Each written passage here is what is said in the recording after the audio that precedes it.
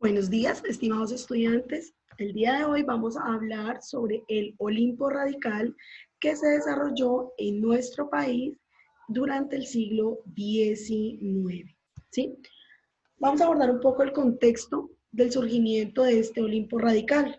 El primer contexto, o lo primero que nosotros podemos apuntar, es que a mediados del siglo XIX a Colombia llegaron influencias provenientes de Europa que abogaban por el libre comercio. Es decir, que empiezan a llegar ideas nuevas, ideas novedosas, ideas que tienen que ver con el tema de la ilustración, ¿sí? A Colombia, donde hace cambiar ese pensamiento y entre ese cambio de pensamiento se aboga por el libre comercio, ¿sí? Recordemos que la palabra libre comercio tiene que ver ya con una acentuación un poco más hacia el Partido Liberal, ¿sí? Asimismo, ya hablando del libre comercio, pues se defendía una menor intervención del Estado en actividades individuales, ¿sí? Cuando hablamos de ciertas libertades, también se pueden abogar o podemos abogar por menor intervención del Estado en las actividades individuales, no solamente, como dice la palabra, del individuo, sino de cierta autonomía también hacia las provincias que existieron en la época.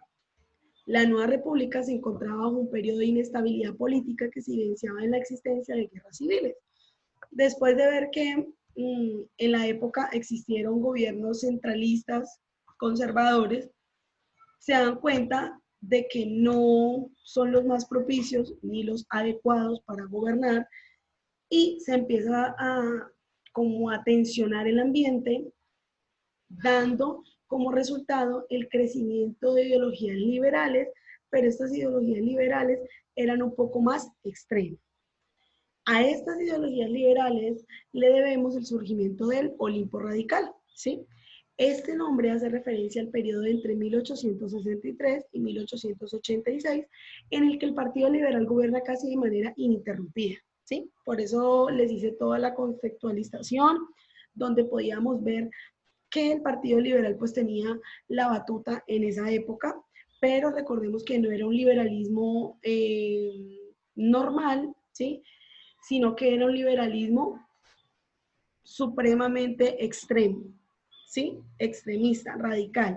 No era un liberalismo, pues, hallado así como en la forma de los pensamientos en los que se formaron estos dos partidos políticos, ¿sí? No era un liberalismo moderado, sino más bien un liberalismo radical.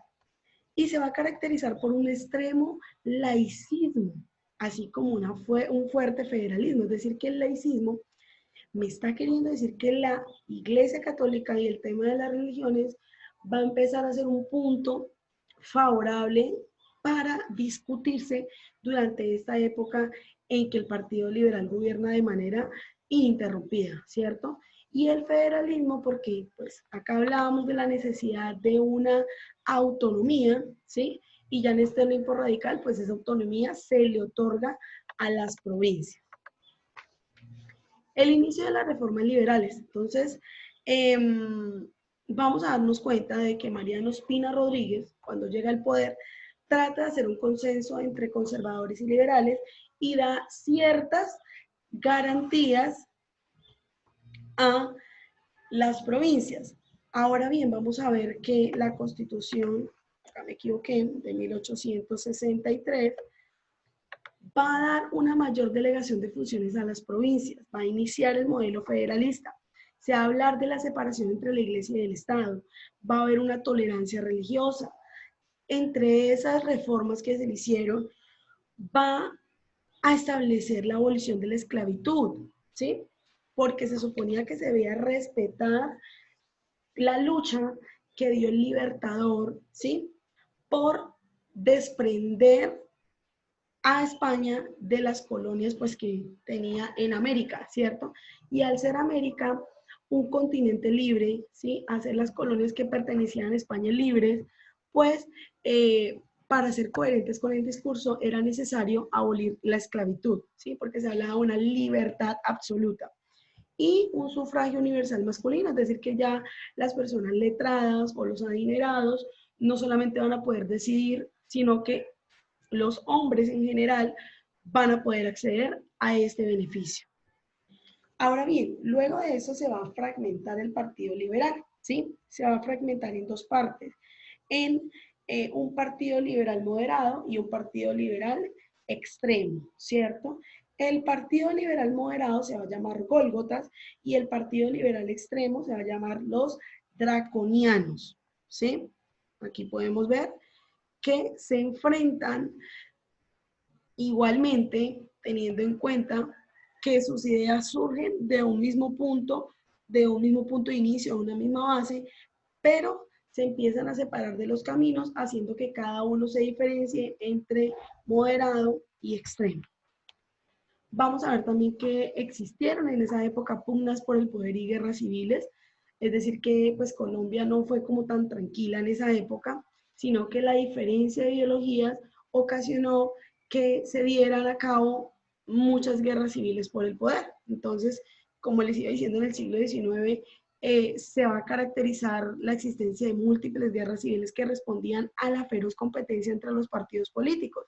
Y a pesar de la existencia de estos conflictos, pocas veces se lograba la meta esperada, es decir, que pocas veces se ponían de acuerdo, pocas veces se disolvían esas discusiones.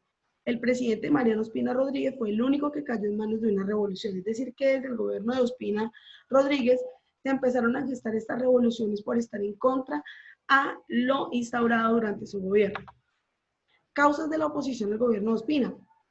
A pesar de que él trató como de dar un sistema federalista donde da autonomía a las provincias, a las 8 provincias que existieron durante su mandato, él también, durante la Constitución del 58, donde se instaura la Confederación Granadina, pues avala una serie de reformas que solamente favorecían al poder central, ¿sí?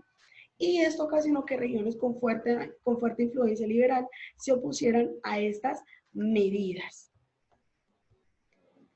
Llega un periodo de radicalismo liberal, se va a Mariano Ospina Rodríguez y le toca el turno al liberalismo radical, en donde se establecen 5 puntos muy importantes que quiero tratar con ustedes. El primero, se establece la expropiación de los bienes de la iglesia. La iglesia era una de las más grandes poseedoras de territorios, de bienes, de dinero, y pues se le establece ya una expropiación porque se cree necesario que la iglesia tenga tanto poder, tantos beneficios.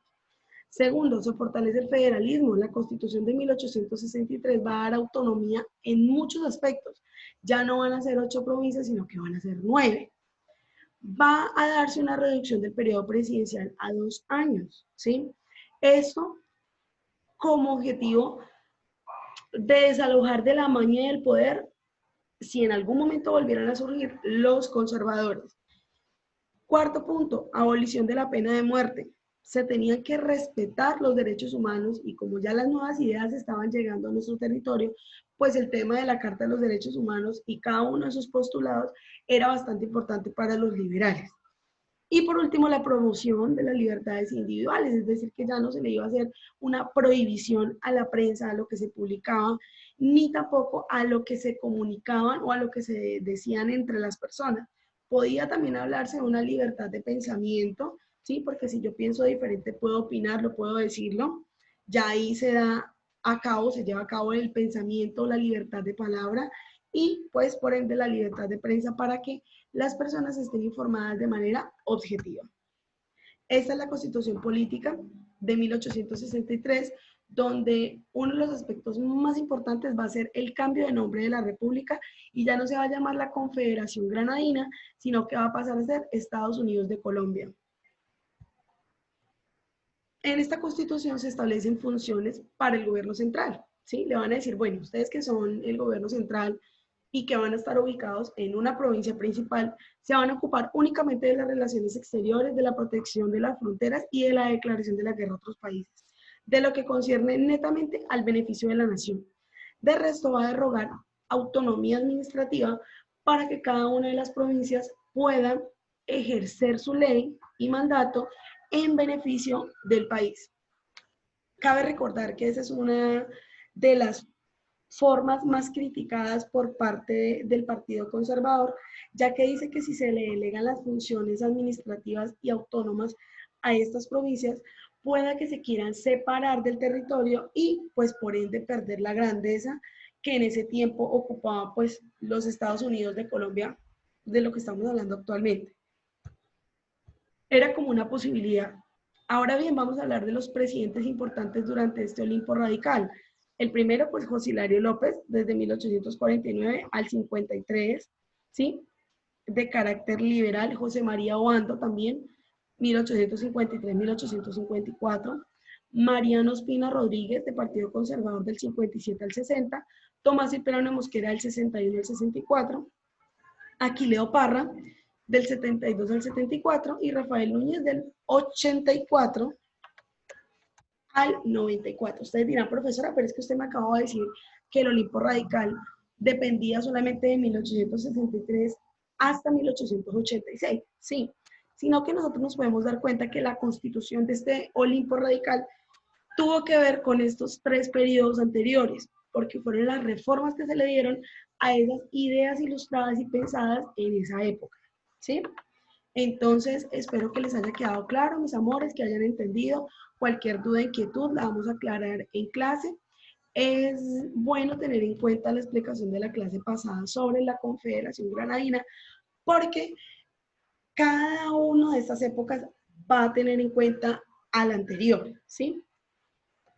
Entonces, siendo esto tenido en cuenta, pues nos encontramos en nuestra clase por Zoom para atender, nuevamente les digo, las dudas e inquietudes que les haya surgido con el video. Que estén muy bien.